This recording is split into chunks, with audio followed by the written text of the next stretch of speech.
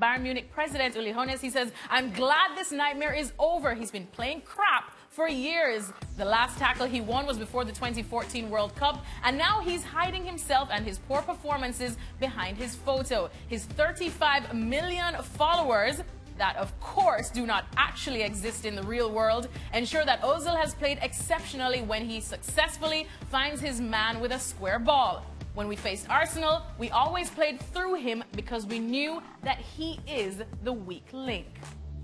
All right, well, Shaka Hislop and Stevie Nicol, of course, weren't on the shows yesterday. So, Shaka, just your reaction to this. Are you surprised by the negative reaction? I'm very surprised. I think the comments by Uli Hoeness are misdirected. I think intentionally so. I also think they're cowardly. And I also think that they show a total lack of understanding. Now, why I say they're misdirected? If Uli Hoeness is right in saying that Mesut Ozil has not played well in a Germany shirt for the last 2 years, then surely that's on Jurgen Love, because he keeps picking him. You can't fault Mesut Ozil if the manager calls on you and you go out there and you play and you give it your best. If that isn't good enough, it's now down to the manager. And why I say it's intentionally misdirected, it's because you can't help but feel that given Jurgen Love's position, given all that he's accomplished for Germany with the national team, maybe, if not soon, maybe sometime soon, he will be on Bayern Munich's radar. So don't come out and overly criticize Jurgen Love because maybe one day we might have to play nice with Jurgen Love, which is why I say it was intentionally misdirected. I also think it smacked of a lack of understanding in that players who have to deal with this duality, as we were speaking about, players who only know one country as their home, but their heritage is from another. We've dealt with that all our lives.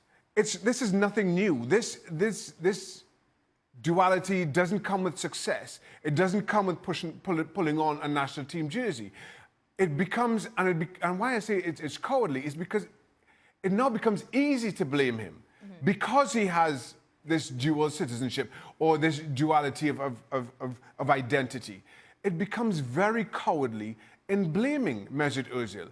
And you expect so much more from anybody associated with a club like Bayern Munich, who, in my mind, and just seems like one of the best-run football clubs in the world. So to have Uli Hoeness be this reckless with his comments, be this cowardly with what he has to say, it has me aghast and no real surprise to see Mesut Ozil react the way that he has, even in putting out this statement before Uli Hoeness had to react. Stevie, you were tweeting about this. This got you fired up as well. Well, Uli Hoeness has just been a complete and utter hypocrite. You know, this whole thing questioning Ozil's commitment to his country.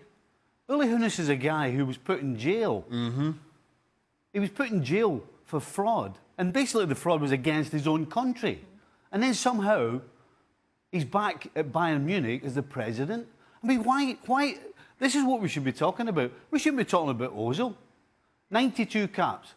Do you understand how committed you have to be as a player to earn 92 caps for your country? And not only did he go 92 times, he brought back a World Cup.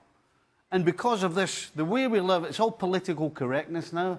And because of that, a guy who should be a legend in Germany for what he did on the field is going to be remembered now because of this nonsense. That's ridiculous. The amazing thing is, and you know, just watching the show yesterday and Ralf Honigstein talking about the failure at the World Cup. I mean, and maybe his picture with Erdogan being making it for an unnecessarily toxic dressing room. If that pictures the difference between you defending the World Cup and going out in the group stage, then I'm sorry, it's a desperately weak dressing room. The photo he had absolutely nothing to do with Germany's failure. And again, it's cowardly to look for that easy an excuse for that big a failure. And it's cowardly to pick on somebody because of that duality of identity.